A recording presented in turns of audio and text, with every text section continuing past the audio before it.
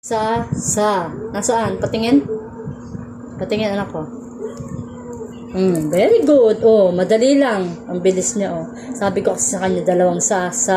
Pag ang nagsusulat siya S, A. Ngayon, sabi ko, dalawang sa. Isulat niya kagad. Tingin. Oh, sige. Very good. Tapos A. Sige na, anak ko. Isulat mo yung ang. Dali na. Kulang lang yung sulat mo. May kulang ng A. Yung A. Basahin mo ngayon. Basahin mo. Basa daki.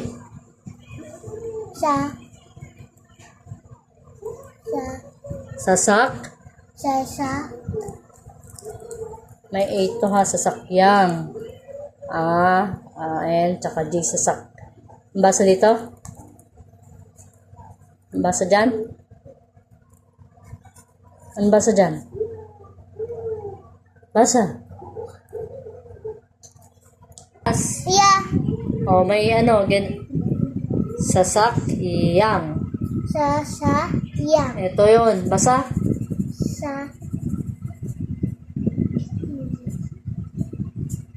Yeah. Ito. Anong basa dito? Basa. Sak. Binasa mo palang kanina eh.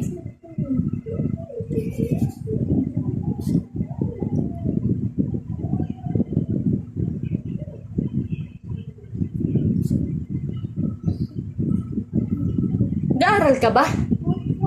Oo. Ano basa dito? Ito lang.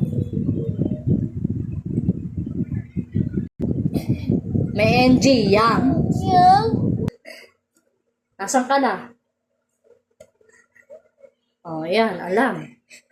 Diretso na yung sulat niya. Pa-practice siya. Bumaba na naman pala. Sige na, anak ko, yung tamang sulat ha. Tago niya yung kamay niya. May nagbalat niya.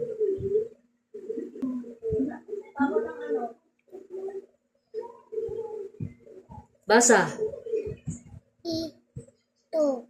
Oh, sige, sulat mo yun to. Baby, sa taas yon yung T. Doon, idikit mo dito sa taas. Yung taas, ang tawag ng taas. Tapos sulat mo sa gitna, yung guhit. Pababa, yung O. Patingin. Basa dyan? Anong basa dito, Daki? Ayan.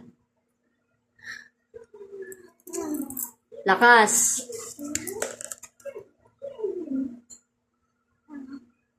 Mabulong ka? Anong basa dyan? Basa.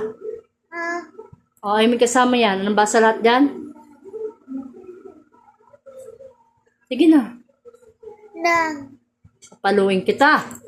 Bilisan mo. Anong basa dyan? Anong basa dyan? Alam mo, dito, sulat mo. Yung small letter.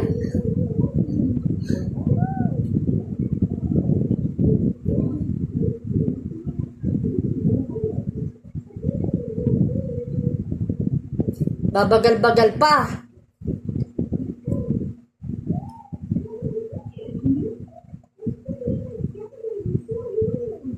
Alam mo yung sulat niya, kaliwat kanan. Minsan nasa right. Paano, nagbalat na naman sa ano niya. Nagbalat na naman ang daliri niya. Anong basa dyan? Basahin mo. Basahin mo.